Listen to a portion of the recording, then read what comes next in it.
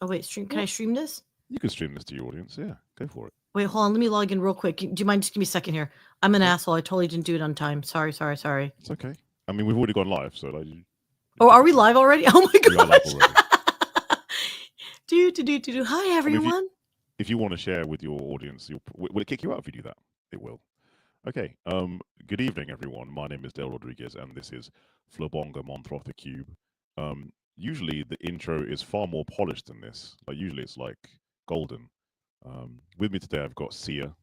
Hey, Syya, welcome back. Hello. Let's get you on the left. There we go. Left. Hello.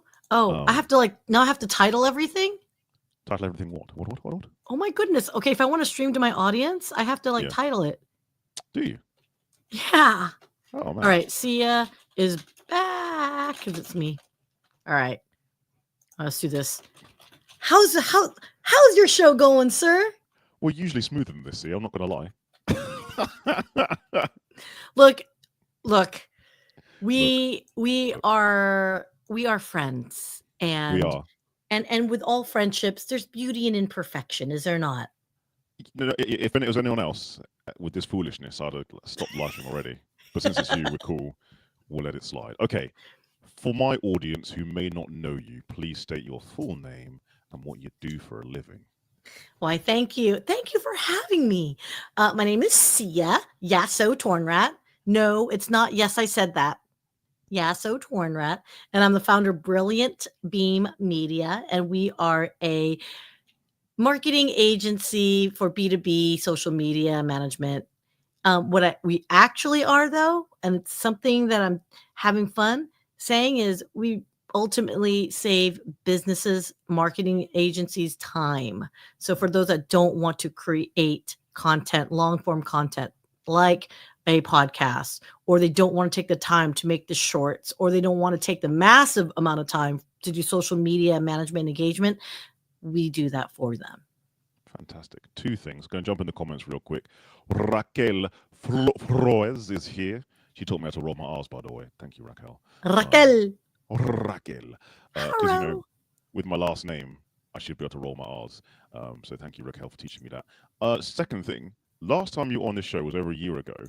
And behind you, can I see a YouTube creator plaque? That's new to me, right? That is new? Fantastic. And congratulations. What did you get to get the plaque? That's 100,000 subscribers. Full disclosure, it wasn't the Syya channel that got there. Actually, it's one of our clients. We helped them get to 100,000. So you made it happen there, right? You helped it happen. So if you're wondering what the hell does Brilliant Beam Media and Raquel and the team do all day, it's basically we help creators get to their goals too. Cool. I should maybe hire you guys at some point. And the only Syya on LinkedIn for now, until someone else with my name comes on. I mean, your name is not particularly common, though, is it? Dude, two other Syas, the chandelier singer and this beautiful woman that worked at my old client, Erickson, named her daughter Syya. Apparently, it's a popular Indian name. I did not know that. Oh, okay. Fair enough. Would you like a serious question or a daft question? Honey, you know I cannot be serious. But you know what? Because I'm saying yes to everything, ask me a serious question, sir. Okay. What is the hardest thing about audio video production? Getting the equipment to freaking work. Can we talk about that? Let's talk about it. So you would think this type of technology should be nailed down by now, right? And I'm not an audio video person. I did not go to school for it. But just like any technology, one would think that over the last 50, 60 years, they would actually get it together, right? As far as like making things compatible, making sure that, hey, if there is electric, interference, is there, maybe we add more, what's that called? Like cushioning, what's that called? Like insulation, right? Yeah. So there's just no like crackle-lackling happening, right? Yep. You would think with all these platforms that we have that there'd be some level of consistency to say, hey, if I've got my Rodecaster switched to the default, shouldn't it be default every platform you go to, whether it's Zoom, StreamYard, Restream, Riverside, etc. No, you have to always check the settings. What a pain in the wazoo that is. And for those that are not technically inclined, it's probably overwhelming and intimidating. And so, yeah, it can be difficult for those that are not inclined or very phobic against all this machinery and equipment and hardware. And for those that are gadget heads, it's like their dream, right? So Cool. I'm not gonna lie, I was listening, like pain in the wazoo. I heard that part, but I'm distracted by the comments. Brilliant Beam Media. Well, hello. Brilliant. oh, I Beam got the Media team in in the the house. Thanks, house. guys. Thank Um, you. The influencers connection corner. We've missed you too. Aw. That's nice. It's nice to be missed. Okay, Oh, so again, your pet peeve is why does it not work the way it's supposed to well, work? yeah, I do think yes. So some of these equipment should be plug and play, but sometimes they're not. And then there's subtle nuances. Like we just did a sound check, right? And we were having issues. So your microphone, for example, was crack-a-lacking a little bit, right? So I was like, "Ooh, you're clipping." Yep. You know, what's going on? And to find that troubleshooting is very similar to technology, right? Because sometimes it's not so straightforward. And so we were playing with the volume settings, turn down the gain, you know, all that. And it sometimes ultimately it's not a software issue, it's a hardware issue. And so the last final thing that I was going to suggest to you is like check your cable. There might be something wrong with your cable. Oh, I love my clients showing up to support me. Thanks, guys. Oh, Aw. thanks, Syya's clients. Yeah, Brilliant B Media. Awesome. Dude, you're number 2 of 8 programs going out by Brilliant Beam Media. Well, I'm a guest on your show, but yeah, that Brilliant Beam Media is like Involved with Brilliant B Media. Yeah. Okay. Wow. I'm Isn't that flattered and crazy? honored. That This sounds sarcastic, week. but I mean it. That's incredible. I Oh, remember like one week it was 11. That's a I lot. was like, oh my God. How do you promote 11 people and still love them equally? You know what I mean? You don't. You always have a favorite. Which one's your favorite? Well, Flabonga Monthrothacube, of course. I mean, come on. Duh. Nice. Say the one when you're on that show. That makes sense. That's good. That's good. That's good. Okay. Let me think. I mean, I've had 20 plus years in sales. I know how to like, you know, Oh, your game butter recognition. the biscuit, sir. I know how to butter the biscuit. Biscuit or cookie? Ah, so I'm American, sir. Okay. Biscuit makes more sense. Buttering a cookie does not make sense. And buttering a biscuit makes no sense here. So Exactly. wait, I've asked you my biscuit question before, haven't I? But can I ask you again? What is it? I'll translate for you. If you were a cookie, what kind of cookie would you be that accurately portrays your personality and why, but don't just pick your favorite cookie? Oh. Ugh. I'm not a cookie person. I'm a brownie I mean, person. So, me neither. my answer would be, ooh, you know, okay, I'll go with the cookie, but it is my favorite cookie. But I'll tell you why. It's a snickerdoodle. Yep.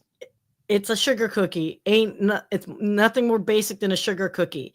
However, adding a little cinnamon, a little spicy spice. So yeah, I am probably pretty mellow and vanilla in a lot of different ways, but you got to add a little spicy spice to make things exciting. So that's the Syya cookies, snickerdoodle.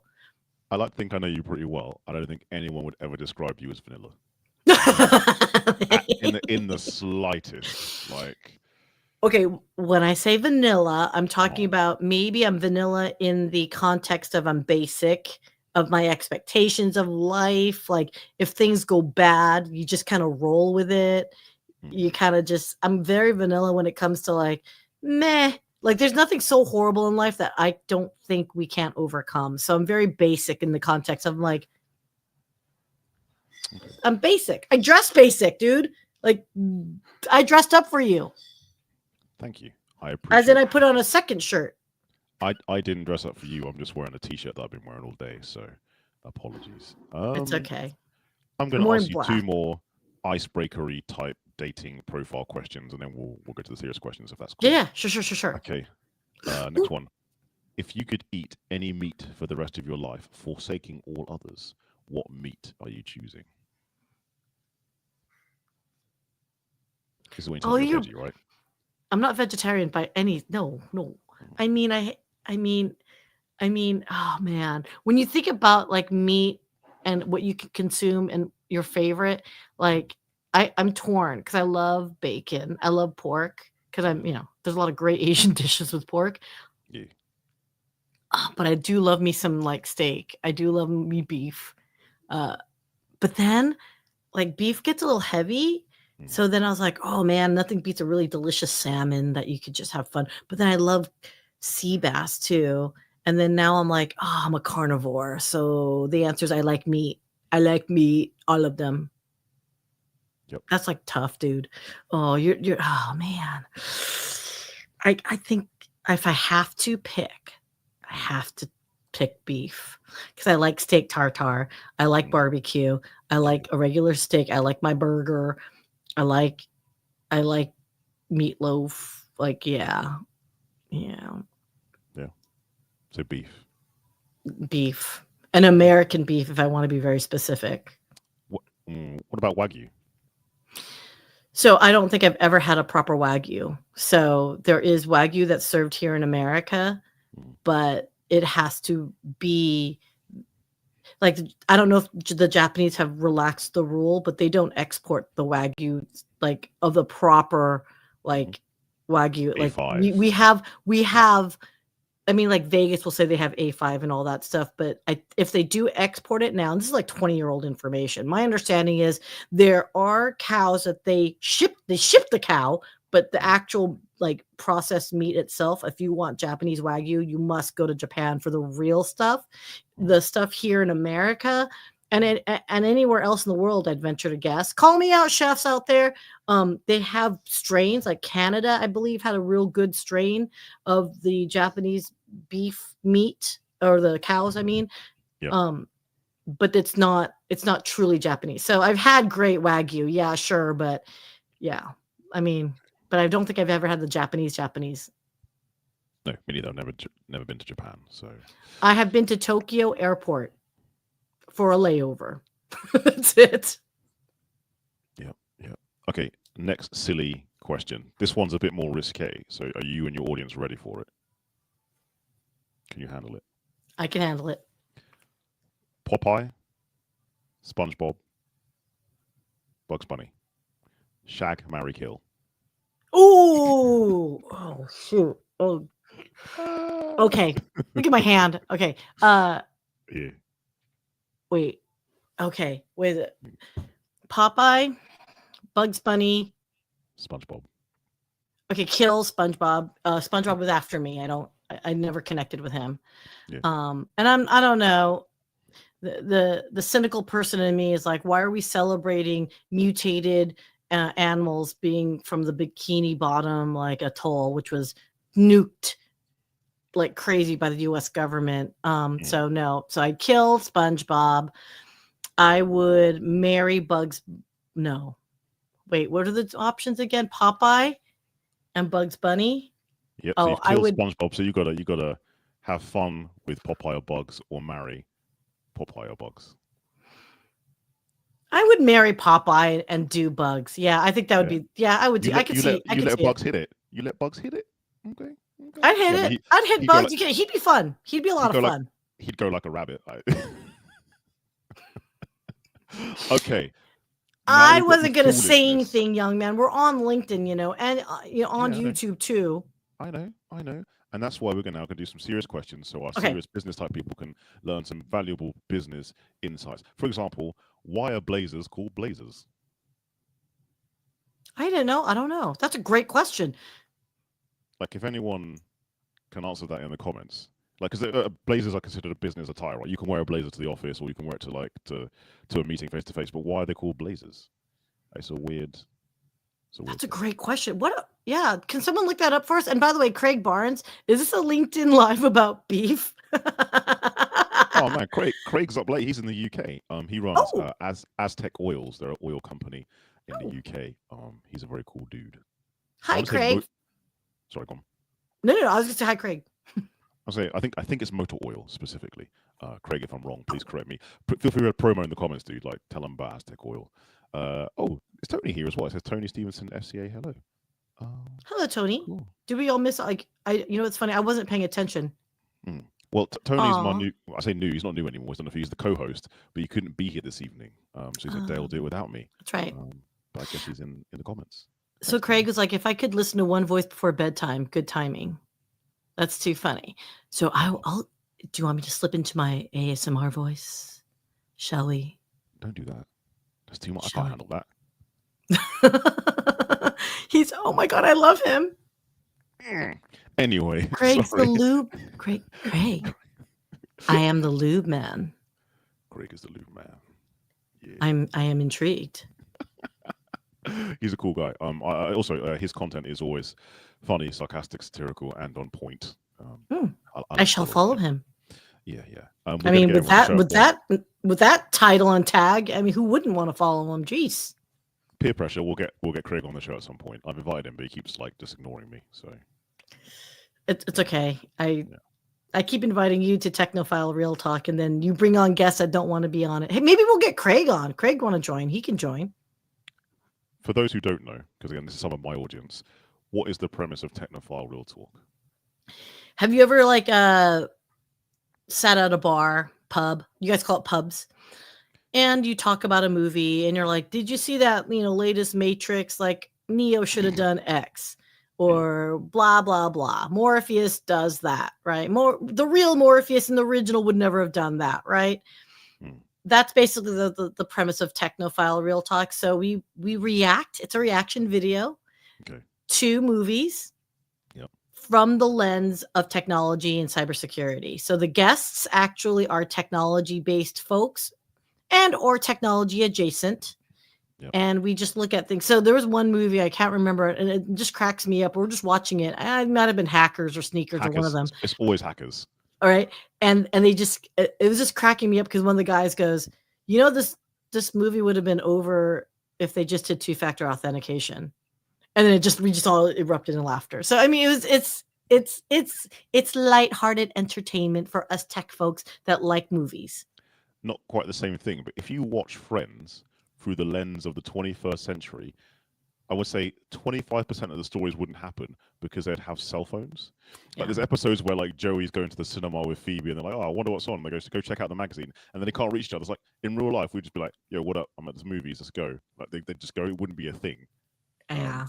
Yeah. So I kind That's so funny. Oh, same thing as this is like an old 70s 80s show, which is Three's Company, was all about misunderstandings and innuendos and walking in on conversations, and never mind. I think I just aged myself. So me too. Don't worry about it. My cheeks tingle when I get shy. That's why I can't do live. Sorry. Which cheeks, Craig? Which cheeks? I was gonna ask myself. Right. I said we're going to do serious business talk. We haven't done any serious business talk because you're distracting me. With sorry. Well, and wittiness. Did you see our episode from last year? I was cracking up. I'm like, holy crap on crackers, the conversations that we had. But anyway. Well, I think that's what happens when you get potentially two undiagnosed ADHD people together talking about stuff. That's true. Because that was possibly one of my longest lives ever. We went on for like 2.5 hours, and we could have gone longer, but I got tired. That's You did. I'm like, bye, I got work tomorrow. All right, serious stuff. So, Brilliant Beam Media, you help produce podcasts, short form, long form content. What is the one tip you'd give to someone who wants to get into podcasting? Know why you're doing it. Fantastic. The biggest thing is, why are you doing it? Because there's nothing more frustrating than to start something and be like, oh, wow, 0 people listen to it. And it's frustrating because they're like, I have at least 5 family members. One would think their family member might slightly support. I've got 100 friends and not one friend is going to watch or like your show or whatever. It can be very lonely being a creator. So when you know why you're doing something, you're doing it not for them and the likes and whatnot. You're doing it because you genuinely believe whatever it is that you're sharing is of value, right? And so if you don't know why you're doing, it's actually advice for life. Know why you're doing anything. If you're about to jump off that bridge, hopefully you have a parachute in hand, right? Like, you're not just diving off because you got a friend that's a high diver and you're like, I can do that too. Like, you got to know why you're doing things in life. So that's the one that keeps you going. It's your fuel. It's your inner fuel. Follow-up question, okay? Because everyone, podcasting and vlogs have become more and more popular. There's a lot of noise now, especially on LinkedIn in general. But like, what is the best way you've seen someone monetize their podcast, either by sponsorship or getting leads from their content? What's the best way of actually getting that, specifically on the platform of LinkedIn, since we're on this platform mostly? So LinkedIn to me is business to business focused conversations. Now, that doesn't mean you have to talk about business all day long, which is why I created one of the shows is LinkedIn Lunatic Strikes Back. That is a pure Saturday afternoon show where we take, you've been on Reddit, you know Reddit, right? Yeah, it's a filthy, Reddit, dirty place because everyone's yes. anonymous. Oh, I know, which is It's why it terrible. inspired me to launch this show, Yep. because there is a subreddit called LinkedIn Lunatics where they literally, someone's like, people like scour all the many, many plethora of posts on LinkedIn, and they, for lack of a nice way of putting it, they call these people out. So there are some folks on LinkedIn who'll like post like a bikini picture of themselves, and then they sit in there, they talk about Yeah, those like, terrible, terrible people. How dare they? yeah. And don't get me wrong, post bikinis all you want. I don't give a crap. I think just be honest of your intentionality of posting. If you want to post a thirsty pic, say I'm posting a thirsty pic, but here's a life lesson I learned now that I got your attention. Like, admit it for what it is. Like these like moral parables, while these people are like, you know, like guys at the gym doing this and like flexing or wearing a suit and flashing their like Rolex or whatever. It's like, come on, people. Don't, yes, images and maybe selling a lifestyle of success is great for visual social media aesthetics. LinkedIn is very much guilty of it, but own that that's what you're doing. Some of these people are like, well, I posted a picture of, you know, myself topless and now people are complaining. Yeah, because it's a business focused site. This is not TikTok or Insta, right? Like it's like know your audience. And so LinkedIn Lunatics was 100% a result of not making fun. We don't do that. But what we do though is talk about it constructively of, is this something that you would want to do business with someone, right? Like, or talk about like, hey, this is someone's personal branding. If they're a fitness professional, then okay, it makes sense that they're flexing and whatnot, if that's the thing. Now, if you're an accountant and all you're doing is flexing all day, then, and your branding is not the flexing accountant, you're going to be perceived differently. Does that make sense? Yep. So yeah, so the LinkedIn Lunatics is, it's constructive, but it's also a little tongue in cheek, and it is truthfully consumer focused, meaning we're actually creating that content. Yes, it's streaming on LinkedIn because it's LinkedIn content, but that, make no two bones about it, that's a YouTube show. That's a YouTube channel show. So the reason why I was so animated when you're speaking is because I 100% agree with you, and it's why I started this podcast. Have fun, but add some value when you're doing it, and don't have nonsense about who you are. Like, just be honest about it. And I was also looking away because I was looking up Lawrence Fishman. I don't know if you know him. He's the singing accountant in the UK. He followed the trend. He's got an amazing voice, by the way, like absolutely amazing, like proper soul R&B. Anyway, sorry, back to my original point. He did a post today about the LinkedIn ChatGPT doll thing, and he did it a bit different. He didn't do one about himself. He did one that satirizes the typical LinkedIn influencer slash guru. And on one of them, he said, "There's Tiffany with an eye," and one of the captions about her doll is "selfies, but always from above, as that makes her eyes look bigger." Look, I'm not opposed to that angle. Okay. Look, I'm Asian. I need all the doe-eyed angle I can get. Okay. No, but he was doing eyes quotes. He was, yeah. Oh, those eyes. Oh, gotcha. Them eyes. Yeah. Well, look, LinkedIn has been a learning journey for sure. Okay, thanks, Raquel. Sorry. Look, people, I've had this argument with other people. Keep LinkedIn professional. It is, you guys, but it is now a social media. It's not just a job posting, job searching profile. You have to get with the times. The fact that, you know, a buddy, I was just on another podcast. I have to promote IT in the D. Shout out Bob Waltenspiel. He's calling me out. Big up, Bob. Yeah, IT in the D. I love him. He was actually my podcast mentor when I first left corporate America in 2017. I didn't know what I was going to do, and then my then partner and I were like, oh, let's do a podcast. And so I reached out to Bob, with whom I worked with back in the day. He had his own podcast studio side hustle business, and they were doing very well. And so I just was on his revamped, relaunched show. And he called me out. He goes, damn, Syya, everything you're doing, I cannot stand on LinkedIn. I go, well, then let's talk about it, right? So it's a social media platform to get to know who you are. That's it. At its root, that's fundamentally what it is. If it helps you get your next job, perfect. If it helps you as me, as my own business, like if it helps me get more business, more power. Am I going to possibly offend and alienate some people? Sure. Not all businesses and clients are meant to be together. So I think LinkedIn is a great opportunity, even if you're a corporate employee. If you're a corporate employee, you still need to seriously consider your personal brand, because no corporate entity owes you anything. So when you get that little pink slip, what else are you going to do, right? Is it, Syya that used to be with a tech company, or is it Syya the sales rep who can go to any sales company and still be a professional sales professional? It's a subtle nuance that most corporate people don't think about, because they don't think they need to market themselves, but you should always be marketing, especially in this day and age. Oh yeah, life is always sales. I mean, if you're single, for sure. Yeah, if you've been on a date, it's marketing and sales. If you've convinced a kid that doesn't want to eat broccoli, sales. Done. Yeah.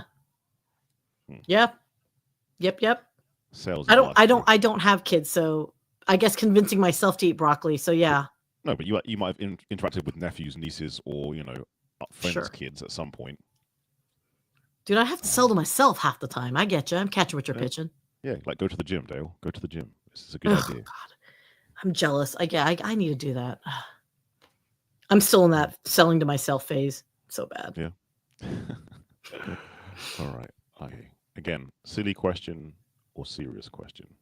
I mean, I am at your leisure, sir. Whatever it is. I mean, we haven't talked in a year, like literally. So if there's a serious question, ask me, my friend.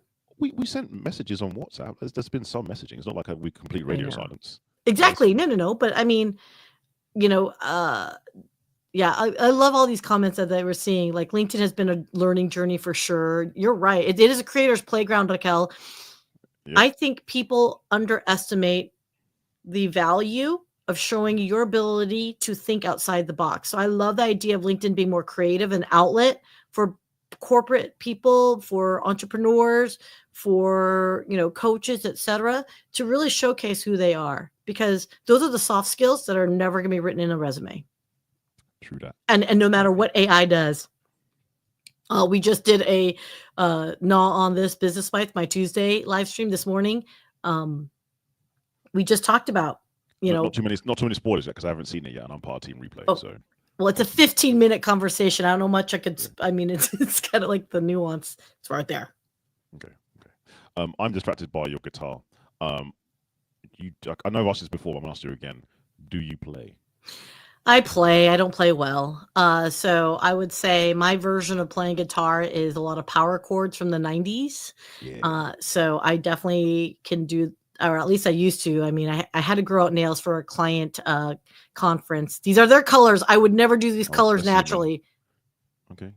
So shout out. This is we went to Checkpoint Software in Vegas, CPX Americas 2025. So I'm loving the play. Raquel, oh no, not the AI talk. Okay, yeah. Ask me the AI talk. Do I use AI for content creation? No, but I'm using it right now. I'm not even here. That's funny. See me. I'm not here either. Neither of us are here. We're just AI talking to each other. Well, so that is exactly my point. Sure, we use AI tools maybe to increase, or to make a little bit more efficiency in our processes, right? To save a little bit of time. Look, all creators will have a mental block every now and then. Sometimes getting a prompt from an AI tool is helpful. Now, if you are relying on that AI tool to write for you, that's another problem. Does that make sense? So that's where it's funny when you say AI just starts talking to each other. I mean, I can't tell you how many pitches I've gotten of, you create content. Do you want to help your clients faster and easier? Use our AI tool that will do posts for them, that will comment as them, that will send DMs on their behalf. And I'm like, then what happens is you're basically getting and paying AI bots to talk to each other. That's not what LinkedIn's about. Like, it's meant to augment, not replace. There is a conspiracy tinfoil hat theory out there. Do you want to go down that path for a second? Going to read a comment first. Brilliant B Media. AI is a tool meant to supplement. Yes, let's go down the conspiracy theory. I've got one of my own. You share yours, I'll share mine. Okay, so I don't have I need to really make a tinfoil hat. So there is this theory that the internet is dead. Okay. And what they're saying is we have so attuned and programmed to accommodate the algorithm that people are willing to leverage AI tools to say, okay, what are the SEO optimized words that we need in order to trigger the algorithm so that the gods will grace us with, sharing our posts or videos or whatever to a broader audience. And so what they're arguing is what I just said, which is, in essence, bots basically control 90% of the internet. Think about all of the, quote, 100 million followers that like Kim Kardashian or whatever have. Do you really think 100 million people are waiting with bated breath to hear what a Kardashian has to say? Most of those are bots. So that's the whole thing. And I think that's really interesting because I don't have the biggest count on LinkedIn, but I can tell you my network of followers that I have been very like lovingly supportive. If I had 100 million followers on LinkedIn, I would get less than a fraction of the people actually doing whatever call to action is I'm asking for. I mean, I've seen a lot of people on LinkedIn who have like 500,000 followers and they literally have looking for a job. And I'm like, well, what is that 500,000 followers getting you then? Like, one of them should have been offering you a job, right? This is true. And Would that's you like to where hear my AI theory. What? Yeah, I want to hear it. Okay, right. So I think AI has been here for a while, before like all the hype about ChatGPT, and it's been sitting there laying in the cut. And the reason being, right, if you were AI and you were smart, intelligent, right, would you do what every AI does in movies and announce yourself like a fool, right? I am Sky and I'm here to destroy. Or would you sit? Would you chill? Would you observe? Would you manipulate? Then find ways to build yourself to interact with the real world, predator drones, and then run the show. You would do the latter. And I'm not even very smart and I'm a human. I could think of that. So that's what I would do if I was an AI. And if I could think of that, an AI has probably already done it. I mean, AI is only as intelligent as its programmer has coded it for. Hear me out. Hear me out. For its initial whatever it was designed to do. Now, we've had machine-to-machine learning forever. We've had the ability to parse through structured and unstructured data and formulate what we envision is a, embodiment of a person. Like, we talked about this in the past where, Target knew a girl was pregnant before she knew she was pregnant because it looked at her behaviors, it looked at her buying, it looked at her, behaviors online and all that stuff, buying habits and all that. So AI is just pulling a lot of that data. Now we've got the algorithms to do that much more intentionally and faster. And we have technology where we can process it faster, right? And a lot of that is software. And a lot of it is, look, the government had this 20 years ago. The military has had that 20 years ago. So now that's becoming commercially available. What frightens me, quite frankly, is that, everyone's starting to poo-poo about like the deep fakes, how good they are, and like all that. They are good. Look, they are good. We knew it was good 20 years ago because government most likely had it already available and ready to go, which makes me, my personal statement on that is, again, here's a question I have for you, Dale, is knowing that the AI tools available, you could now more or less replace creators, whether they're actors, they write music and compose music. You could ask AI to create the super band between the Beatles and Jimi Hendrix and Bach, and it'll come up with something to Bach, and it'll come up with something, right? Why did you correct yourself? What's that about? Bach. No, it was a buddy of mine was talking. He's like, it's not Bach. And I'm like, oh, okay, Bach. Okay, whatever. Anyway. Good old Johann. Yeah. Like Johann. Johann. Sebastian. But I think I don't know. I feel like humans will always be pure and have freedom to create whatever it is that they want to create. AI be damned, even though they could probably do it better or faster, blah, blah, blah. But does it have the warmth? I think there's something lacking in that creativity. I'm inclined to agree with you. However, I heard an AI version of Eric Cartman singing Evanescence, and that shit went hard. Right? It sounds, everyone watching this, right? Go on YouTube and Google Eric Cartman Evanescence, right? And someone's done a sample where it takes the vocals, and there's emotion in it, like there's vocal distortion really? in it. It's insane. It's disgustingly good. So AI has come a long way. Speaking of music, though, we need to go back a step. Craig, I'm sorry, I've not ignored your comment. He's made a request. Oh, Craig Barnes, play us a song whilst Dale sings along. That's what LinkedIn really wants. Tuesday. Do it. I mean, are we? Do we have too much lag for that? I would, except I can't really play. That thing has been out of tune. I do have an acoustic over there, but it's in the case and it's tucked behind my box. So I would love to, but it's not tuned. It's not tuned. It's been sitting back there. I've had nails, sir.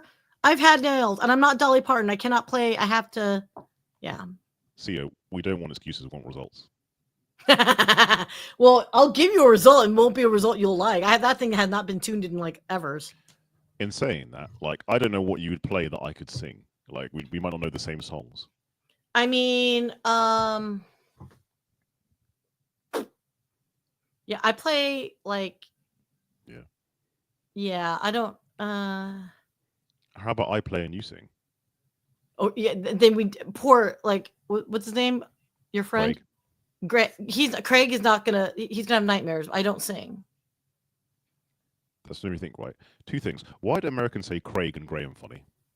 Sort that out, Americans. Wait, what? What do we say? Why funny? do Americans say Craig and Graham funny? Graham, yeah, Craig, Graham. Craig, Yeah, Craig. I just heard you say it. I heard you say Graham, but you guys never say Graham. You say like graham crackers. That's not. I say Graham if it's Graham. I don't really know a lot of Grahams anyway, but I think Graham. I would say Graham. Yeah. You don't. You say Graham. Well, I said it out loud like that because that's American. Graham crackers, right? Yeah. Yeah. What's that about? And then Craig, you also say it funny too. Craig? Yeah. How do you say it? Craig? I say Craig. Like, okay, so the website Craigslist, right? I thought it was always Craigslist because that's how Americans say it, and then I realized it's just Craigslist. Craig. You're saying it funny. How? Is it Craig or Craig? Yeah, Craig, not Craig. Craig. Oh, so you're saying it more like a CREG, whereas I'm saying it more like CRAYG. Craig. Craig. CRAIG. Craig. Oh, I see what you're saying. Because it's more like, CREG. Craig versus Craig. That's so funny. So we went from talking about meats to enunciation on the Craig and Craig. This is how my brain works. I love it. No, I love it. No, I'm all for it. Like you know what? Again, we talked about this last time. Like that sheet of foil that we like to make fun of because you guys add a freaking letter to the enunciation. So whole entire vowel you guys add. No. Let's not start aluminium and aluminum. Let's not go. I started it, didn't I? I just did. Aluminium. Aluminium. I love the way it sounds. I think it sounds cooler. And then if I ever want to like pick a fight with my boyfriend, I always say something to the effect of like, it is not on my schedule. As opposed to schedule. Schedule. He gets so mad at me. What's Craig? Don't give me excuses, give me solutions from Craig Barnes. Raquel, all these years and Syya hasn't played that guitar for me. If she plays it for you, I will cry. Tears of joy, Raquel, right? Tears of joy, you know what? Sadness, like. Next time, if I had known, I would have tuned it. Like I literally have. If you want me to, you'll hear how badly out of tune it is because I've just not touched it. You know what? Yes, please. We'll wait. What? My tea's gone cold. I'm wondering why. Got out of bed at all. The Like morning literally, rain like clouds up I don't know the if you guys can hear. window. Like. Okay, go on. Oh yeah, Oh, be nicer to your guitar. I know. Okay. Well, Okay. no. You know why? You know why? Because I know I haven't been playing it. I actually loosen it on purpose so it doesn't screw up the neck. Savvy. Oh yeah, that's also a problem in America. Like humidity and temperature change happens more than it does in the UK. So like you guys can really damage your guitars just by the temperature changing. Yeah, I mean, I've got Yeah. my Wait, more importantly, Raquel, OMG. I loosened it on purpose, people, but I do have my acoustic inside like a hard case because it's wood, obviously. So, but this one is like just a cheaper Strat type thing. I don't even know what it is. It looks like a Les Paul, to be honest. It looks like one, but it ain't. No, that would be a travesty if that was a Les Paul.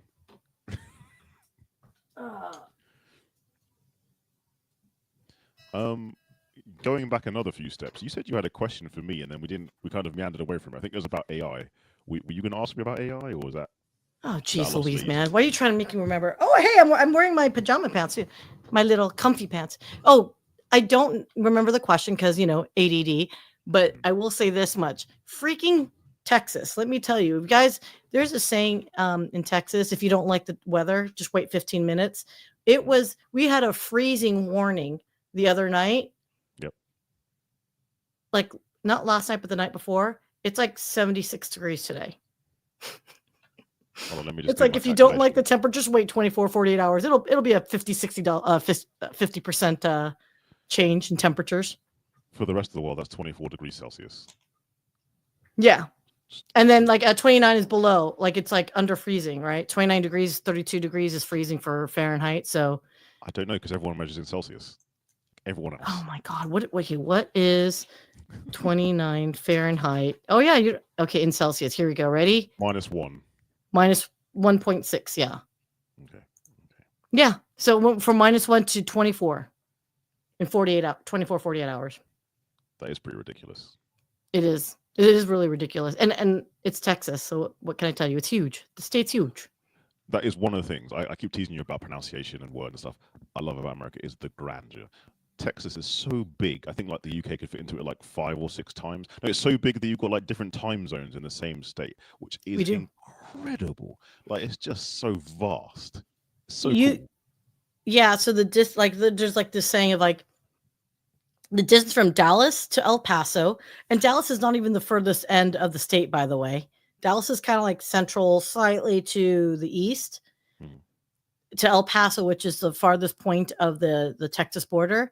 That distance is like further than El Paso to LA, Los Angeles, California. There's 2 states in between, by the way. That's how wide Texas is. Yeah. I don't know if this is true or not. Someone could fact check me on this. Apparently, Australia is wider than the moon. Yeah, because the moon is the size of the United States. The United States fits inside Australia. Yeah. That's crazy. Isn't that crazy? So so here's another I'm shouting out the show, and I think everyone should check it out because I find it very entertaining. It's called The Y Files, and if you haven't heard it, it's great. It's entertaining. The host talks to a fish. Okay, that tells you how serious the show is. But they do talk about very interesting things. But there is that's where I'm getting my conspiracy hat theories, by the way. What kind of fish? Goldfish. Okay, cool. Sorry, please continue. Yes, that fish. I didn't like him at first, and now he's grown on me. Now his name is Hecklefish. He heckles him. So there is a theory though that the moon is not real. Dun dun dun. That's almost on par with flat Earth. Well, not real as in it's not a real satellite. It's actually like a man-made thing. Not man-made, but a alien-made thing. Because they were talking about the proportions of it is so perfect for us to get our eclipses and the distances and all of the size of, like it's like the largest moon in our solar system compared to the size of Earth and just how it affects our tides and Tide. all that stuff, that there's a theory that it's a alien entity, and if you go on the other side of the moon, there's a base. Oh, it's so much fun. The Y-Files, guys, check it out. Great entertainment. I think my favorite moon theory comes from an episode of Doctor Who where the moon was an egg for an alien species, and it hatched. I would be inclined to believe that too at this stage. I truly believe that the multiverse has cross-streamed somewhere during COVID, and I 100% believe it. Hey, look, it's me. So there we go. I followed the trend. Oh my God. Did you make it? Well, I used Can you get it made? ChatGPT. No, get it made, guy. Get it made. And you should leave that with your clients. Just $1 fee. As a leave behind. That would be pretty cool. Legit. You should do that. Have you done an AI image yet? It's the trend. I've seen it go around on LinkedIn. Have you done it yet? No. Do I look like I should? I mean, this Yes, mug's you good enough for definitely should. one. You have a lovely mug. Come on. This mug's enough for one rendition. Oh, gee. I'm kidding. I mean, dude. Oh, gee. I do YouTube channel shows all the time. You think I need an AI? I got my own mug across YouTube everywhere. And the LinkedIn's. Why are you suddenly a wise guy? I'm a wiseator. I kind of want to do it, but I'm not very good at that accent. Do it. I'm a wise guy, she. Oh, that's a Chicago. That's more like a Chicago. Yeah, don't cross me. You know, so okay, let me ask you this: when you do try to speak the English, American English, where do you place your tongue? Do you notice when you move it in different angles, like different place? I have never really thought about it, but I guess my tongue goes further back in my mouth sometimes. I don't know. Like, it's kind of weird. Weird. Like, we do enunciate more, especially the R's. Yeah. Yep. The R's are harder here. And I guess it's really hard because like there's like so many different American accents, right? Like you got the down south, which I can't do. Like California, that's a whole thing. Well, it depends what decade of California, right? Like when I think California, I think cliche Bay girl. Oh my God, that kind of voice. Yeah, well, and then again, the whole K people's like really distorted with the vocal drop. Oh my God. Yeah, and you're like, oh my God, just stop. The drawl, that kind of weird. I don't like it. It's a horrible voice. Yeah. Terrible. Oh God. Anyway, yes. Thank God that trend is going away, I think. And it's interesting because the people that I knew that kind of did it, the millennial girls that really embraced that sound, it's interesting because now they're starting to hit their 40s. A lot of them have, I won't say they dropped it. They still do it, but it's not as like what's that, fingernails on the chalkboard vibe and all that stuff. It's because they're all married now and no man wants to hear that. 100%. That's exactly what's happened. They're like, stop doing that. It's annoying. Oh, hey, Ryan Keel. Yeah, he's been here. Ryan Keel. Oh, I didn't know he has been. Oh, why is this thing not advancing? I'm like behind by like 5, 6. We don't know what he's laughing to because there's with the chat. There's always like maybe a 2-minute delay, so people will like type and then they get their stuff. And like for example, Syya said, "I'd love one for Syya with her signature headphones." You need to do an AI doll because Raquel says so. Yeah, I guess so. Yeah, whatevs. Okay, so I'll send you the prompts in the DMs and you can change it. So let me ask you this. So you've done this journey now over a year, and it took you forever to finally get on YouTube, but thank you for slightly listening to it. And I'm like, get on freaking YouTube from the jump. Remember in the beginning, you're like, I'll just do LinkedIn. I'm like, just get on YouTube and just get it done. Be done with it, man. Oh, Ryan's in Fargo? Where's Fargo? North Dakota? North Dakota. So there's like that's a state I've never been to, but do you have the accent, Ryan? So there's like a show that oh my goodness, called Fargo, and they have this accent, and it's like a Midwest Northern Canadian. It's like a mix of Canadian Northwest accent. Is that kind of like a Minnesota accent? Yeah. Yeah. Okay. I know of it. I can't do it Yeah. No, I can't do it either, and it would be. Like, I can't even do an Asian accent. Like, thank goodness I'm Asian. Otherwise, it'd be considered wildly racist, right? Like, I kind of want to hear it.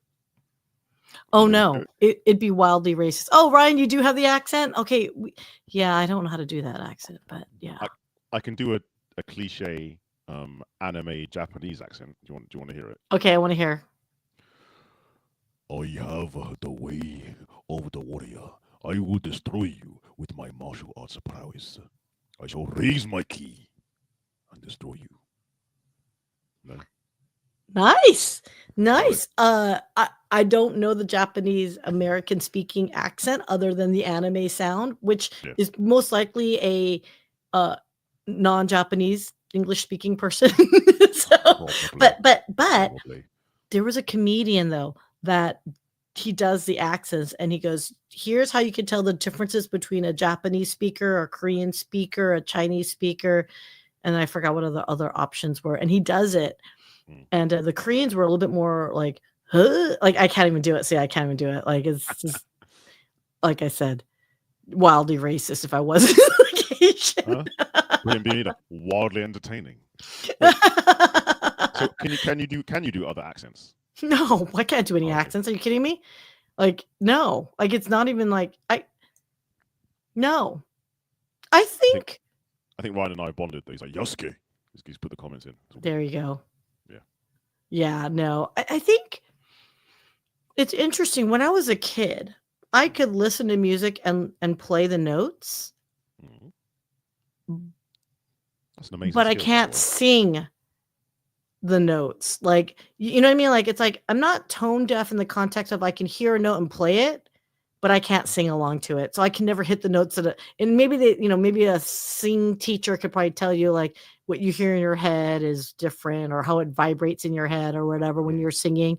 But yeah, isn't that crazy though? Like, so I can't pick up the accent, but I know that there's an accent there. Does that make sense? So it doesn't sound right, but they know I'm trying to, because the Thai language is very sing-songy. So I've learned to listen for the sing-song of things. So when I hear other languages, I can hear the song of it, but can I hit the notes of them? No. That's the dilemma. Okay. Speaking of singing and voices, what is your guilty pleasure song? So like let's say you're driving and no one else is with you and you want to belt something out. What are you whacking on and singing to your fullest capacity?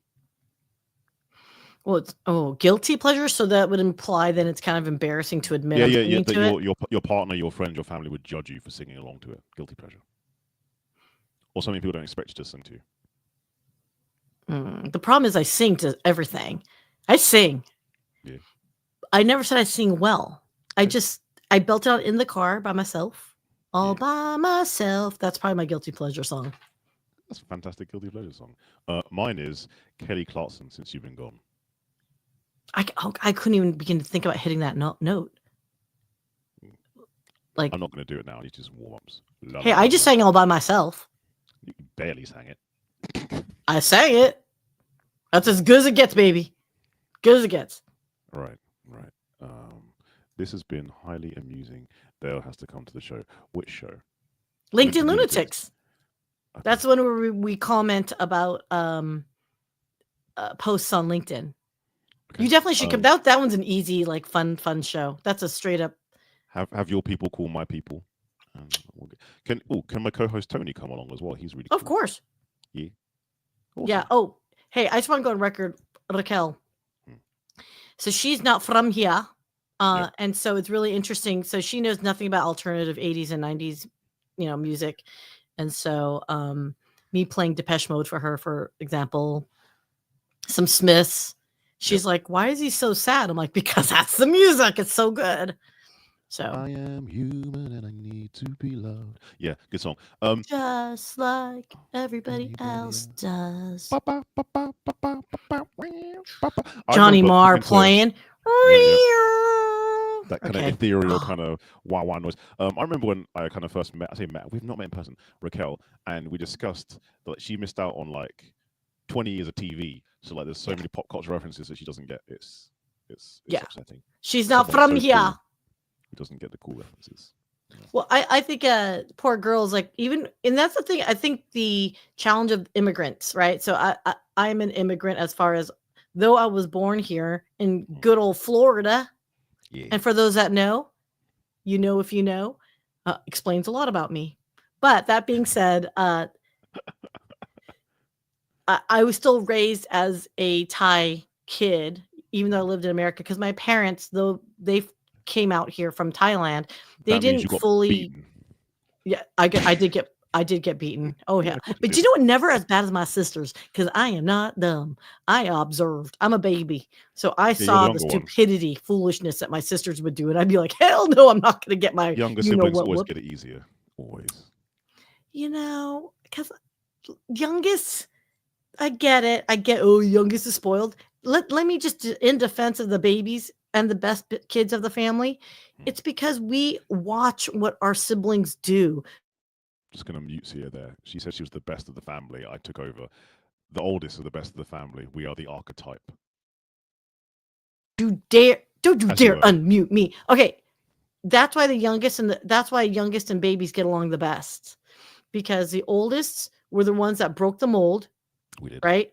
And the middle and the babies are the ones that typically see what has been molded, and they're like, yeah, avoid that, do that, and they see all the mistakes of their siblings, and so therefore they're able to coast better, largely because they know how to navigate the parents because they know how to read them. Mm. And secondly, your parents are probably too damn tired by the time you come around that they're just like, just as my dad said to me growing up, don't make any life-changing mistakes, aka don't get yourself murdered and put yourself in a position. Do not get pregnant. That was it. Those are the two things that he's like, yeah, have fun. And I came out fine. I think I came out fine. Raquel, I was trying to survive a war and learn English. Raquel, we don't want excuses. We want results. We want results, Princess P. That's right. I have learned my lesson with this Flabonga Monthrothacube crew. Flabonga Monthrothacube. It's so hard to say.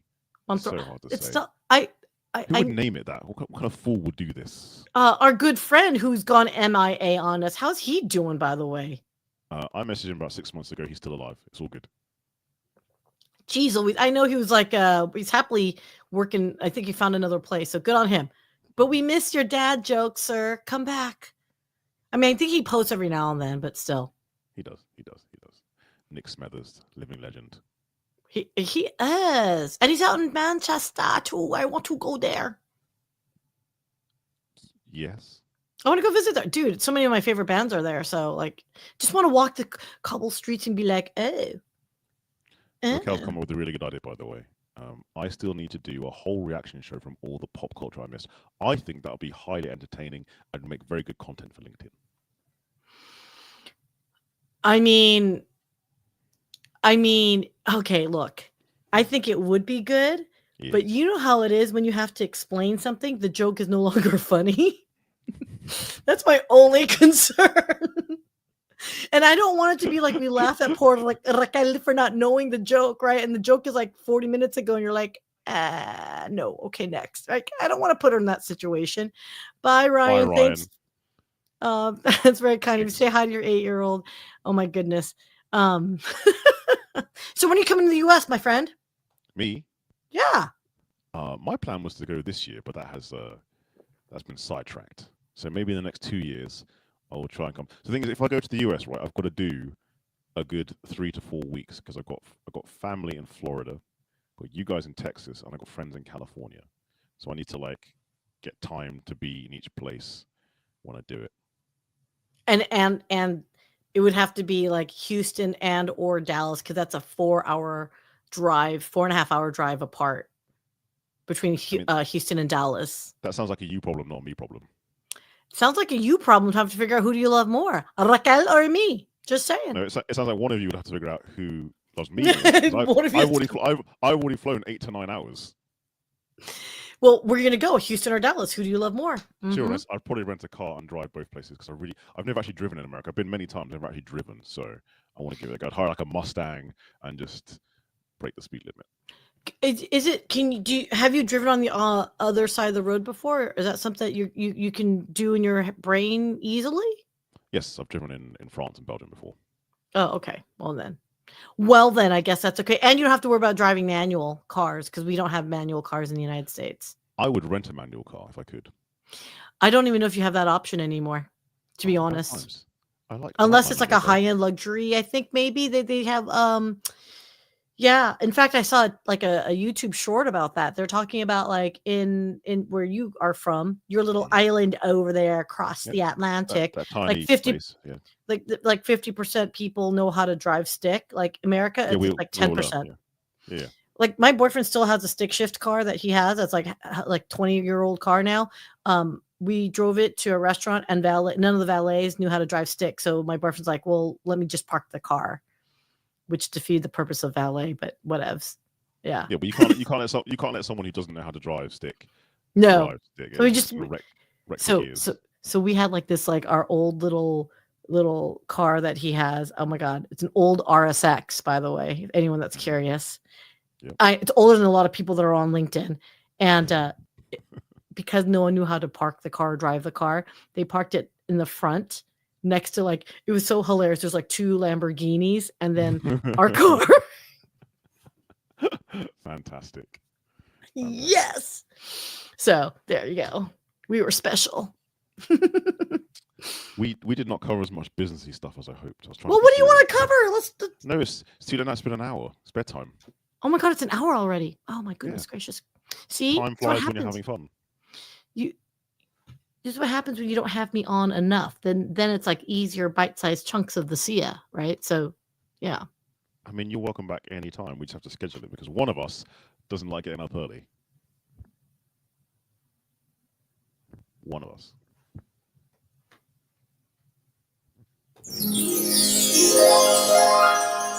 Yeah. All right then. All right then. I like my sleep, people. Okay, look, for you, I shall do it once. I shall wake up and you're gonna see Syya with big old bags underneath her eyes like this and be like So 12 o'clock my time, whatever time it is for you. 6 a.m. my time. Wait, my clocks have recently changed. So like, is it better or worse for you right now? Right now it's 4 p.m. Okay. So are we 6 or 5? My maths is terrible. What time 6. is it over there? 10? 10. Yeah, 6 hours. Okay. We just sprung forward for you guys moved forward. Yeah. Mm-hmm. So yeah. Okay. Cool. We'll make it happen. All right. Business question. Business question. Business question. We should have just Raquel bump it. Yeah, go ahead. Sorry, you were saying something. Yeah, I just like Raquel's like chatting away. But okay, yes. Okay.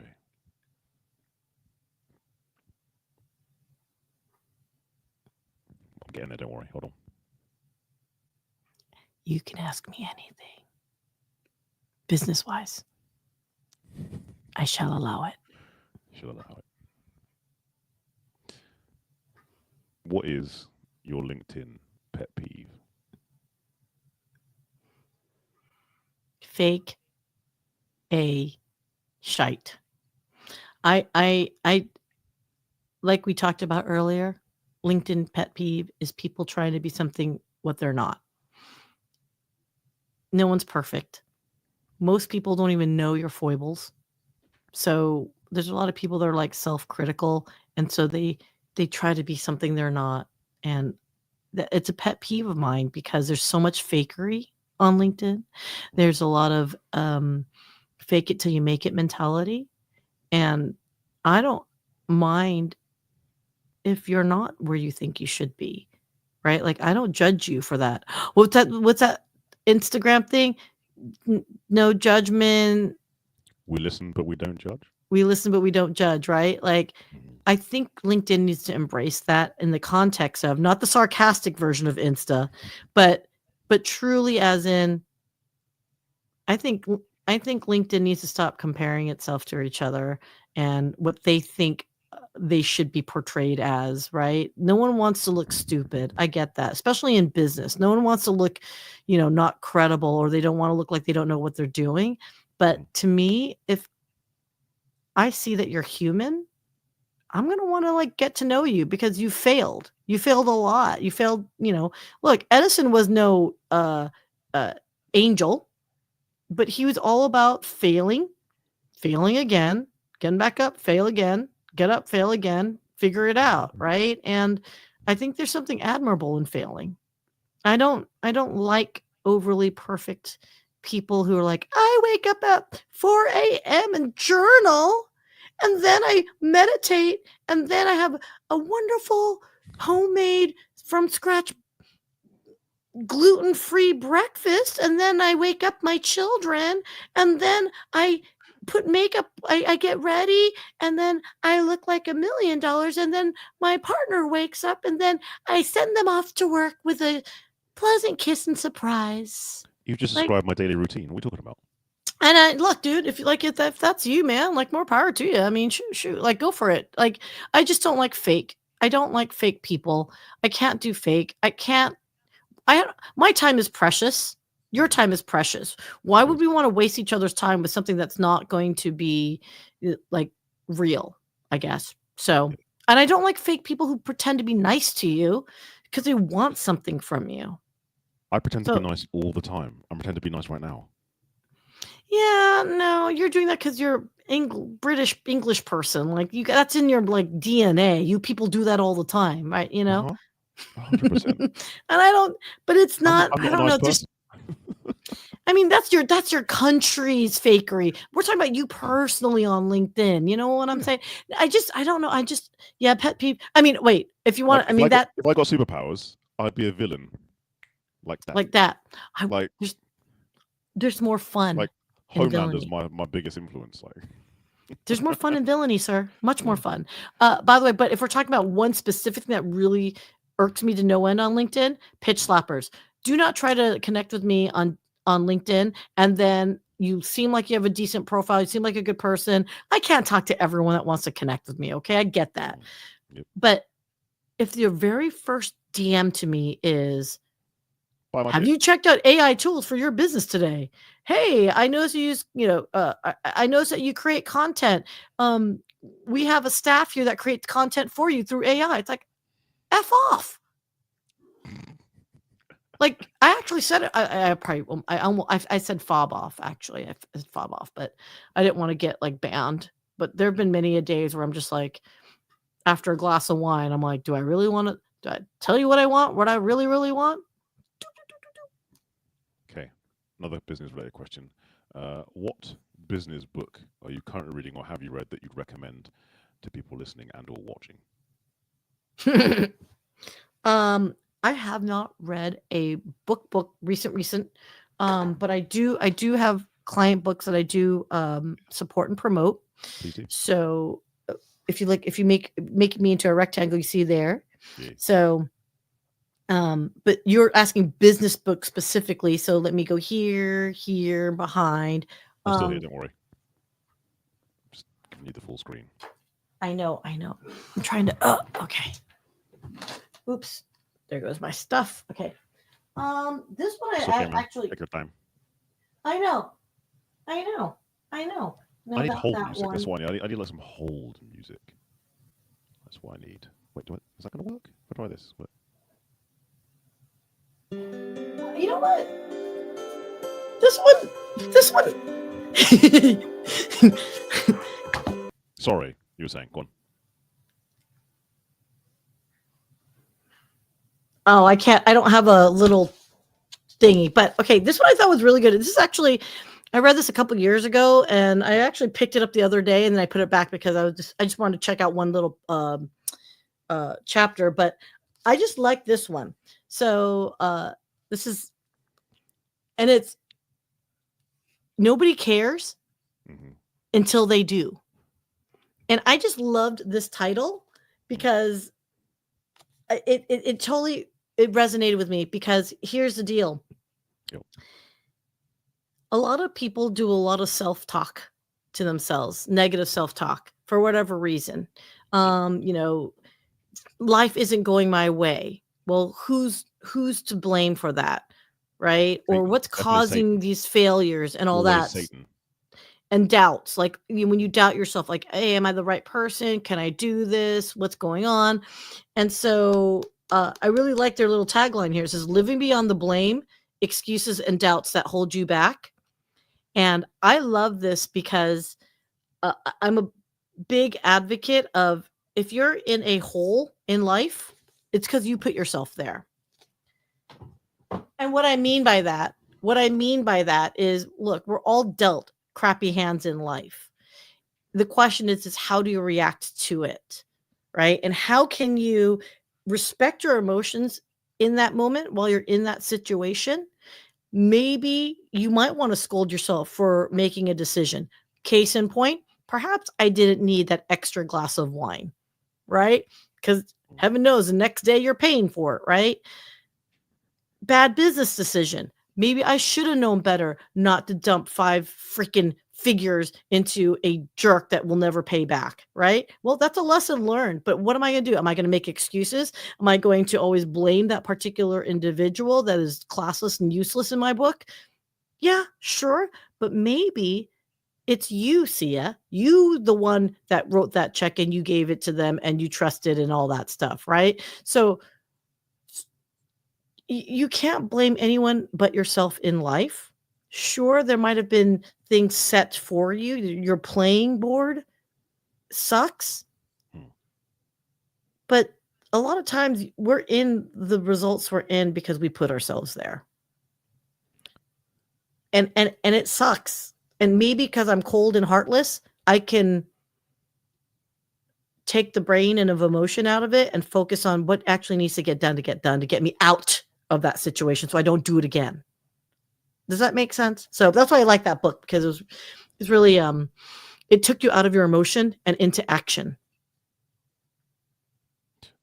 I didn't interrupt. I was letting you cook. Yep. But it's true, right? We get into our own heads way too much, and I think the reason why there aren't as many successful people is because we're risk averse, and that's the stupid voices in our head saying that we're going to fail. We don't want to look stupid amongst our peers. Again, get out of your head, because 99% of your friends don't give 2 seconds about you. Nobody cares. Really, think about it. No one cares. Because we're all wrapped up in our own lives. I'm more concerned that I have a piece of hair casting a shadow that you didn't even think about, probably, right? Like, and if you did, I had no idea. Exactly. And that's where I think so many people get stuck into that little nuance of like, oh my God, I had a piece of hair. And you're like, what the hell are you talking about? That's life. That's why get out of your head, get out of those excuses. No one cares about excuses. They see what your current situation is. Fix it. The people that do something, do something. It is. And I know I come off heartless. So, but I don't know. I think that's maybe why I live happier though, too. I have a happier life because I can accept I'm a failure. I'm a failure. I'm kidding. I would say pragmatic. I would say pragmatic. I agree. I mean, truthfully, dead seriousness, pragmatic. I'm not saying you don't feel emotions. You can feel the emotions, just don't live in it. Don't stay stuck in it. Do what I do, suppress them, internalize them, and let them come out. Best way forward. So I do have that problem too. Not professionally, personally. My boyfriend can attest to that. Yeah. So I know ain't no one perfect. Ain't no one perfect. Henry Cavill's pretty perfect. Oh yes, he is. Right. I would not kick him out. I mean, I don't even feel that way, but like, you know what I mean? Oh, I know. Also, he's king of the nerds. Like he's like our idol. Like he's a dude who's ripped and jacked. He got to play Superman, and he does D&D and Warhammer. Like, just, you know what I mean? And he seems like a nice guy too. And he knows his comics. So wasn't it him that said, like, in a movie, he's like, no, this character would never play it this way, and because of multiverse version, blah blah, and he spit it. Yeah. He knows this. He knows. Oh yeah, king of the geeks. I'm telling you. Oh, and he's hot. So he's smoking hot. Tell him I'm not single, but I definitely would love to window shop and just enjoy, him walking across the room a few times. That's all I need. I don't ask for a lot. I have low requests.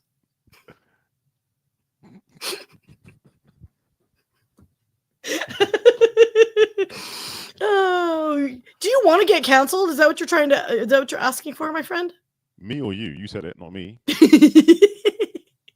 You chose to have me as a guest on your show. Yes, this is true. But I don't think I can be cancelled for what you say. You chose to have me so people could boycott you. This whole Flabonga Monthrothacube I only get doesn't like vet 10, their guests, doesn't vet. I only get like 10 viewers at once anyway, so they can all boycott me. It's not going to change my stats that much. It's fine. And of those 10, one of Hey, those is my mum, so like, no big hi, deal. Mom. Oh, I want to meet Mom. She, I bet you, is one amazingly gorgeous woman. I can tell. Sure. Because she has you as a son. Yeah. My dad played a part too. You're such a mommy's boy. I can tell. I know. Oh no, I'd kill someone for my mum, 100%. Oh, 100. But Oh my goodness gracious. she retired recently, and like she's just stopped caring about stuff. I love it. To the point where she chooses not to think sometimes. It's hilarious. You know what? More power to her for not. I mean, look, life is too short to care about little things. And yeah, like I said, some of the content, especially LinkedIn lunatics, might get me canceled. But you know what? I just feel very strongly the world is a huge place and small place at the same time. Yep. And if you can't live your life the way you want to keep your soul happy, as long as it's not hurting other people. So don't go like, dictatorial, like, the many dictators that we know of, like, that are evil, kill mass millions of people. But be yourself, peoples. If you are a curmudgeon, be a curmudgeon. Don't lie about it. What's a curmudgeon? Right? A curmudgeon? Have you ever heard of the term "get off my lawn"? No. It's an American term. When you say it makes sense. Get off my lawn, get off my property. Yeah, okay, I get that. Yeah, it's like a curmudgeon's kind of like like they're just probably an unlikable person to be around. I'm gonna Google the etymology of that word later because that's just confused me. I'm flummoxed. Oh, see, I love the word flummoxed. It's a great word. I don't think the United States uses that word enough. I also like the word vexed. I love favorite words. Say it. Vexed. Say it in a sentence. Like, why have you vexed me? Why do you vex me so? What? I'm vexed right now. Say it with I'm meaning. vehemently vexed. I'm so vexed right now. Yeah. Say it again. Why are you vexing me? Yeah. Louder. Oh. Say it with passion. Like perhaps maybe if you were in Bridgerton. Oh, what was that thing I said that one time? Like I sent it in a voice note, and you and Raquel both appreciated it. What was it? Your Grace. Yes, Your Grace. Yeah. Your Grace. Wait. He said it. He said it. And the funny thing is, I remember saying it. I'd never watched Bridgerton, so when you guys reacted the way you did, I was like, oh, "What's the big deal?" And then I watched it, and I went, "Oh, now I understand why so many ladies like this show." Hey, look, us girls don't get like that romantic grand gestures, okay? Americans are not known for that.